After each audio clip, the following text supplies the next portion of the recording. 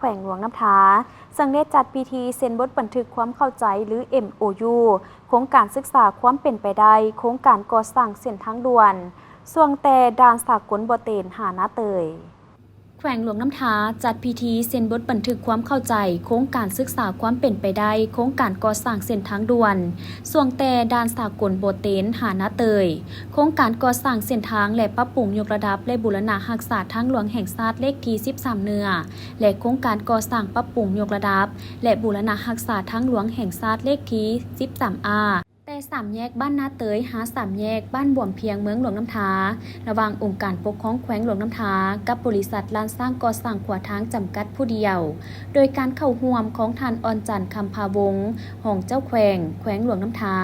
ท่านอานิไซสุขวงศ์ประธานบริษัทลานสร้างก่อสร้างขวาทางจำกัดผู้เดียวตลอดฮอดภาคส่วนที่เกี่ยวข้องเข้าร่วม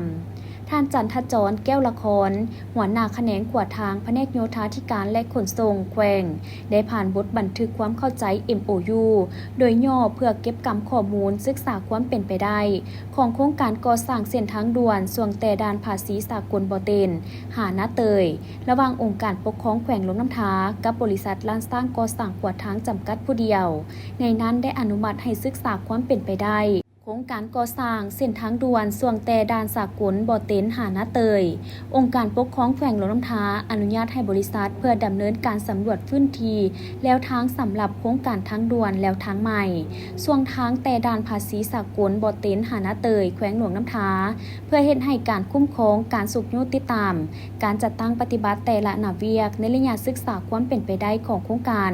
บทบันทึกความเข้าใจเพื่อแนะใส่การจัดตั้งปฏิบัติเวียกงานเก็บกำข้อมูลศึกษาความเป็นไปได้โครงการให้สอดคล้องตามกฎหมายและระเบียบการที่เกี่ยวข้องของสปป.ลาว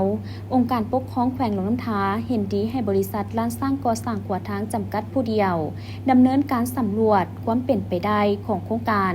เพื่อเป็นข้อมูลเข้าในการสั่งบทวิพากษ์เศรษฐกิจเทคนิคการประเมินผลการศึกษาสำรวจความเป็นไปได้ของโครงการเพื่อเป็นข้อมูลเข้าในการสั่งบทวิพากษ์เศรษฐกิจเทคนิคการประเมินผลกระทบต่อสิ่งแวดล้อมและเวียกอื่นๆที่เกี่ยวข้องของโครงการ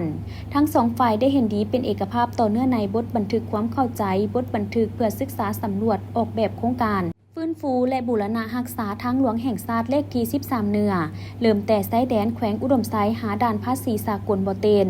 มีความยาว18กิโลเมตรและทางA3เริ่มแต่3แยกนาเตยหา3แยกบ้านบ่วมเพียง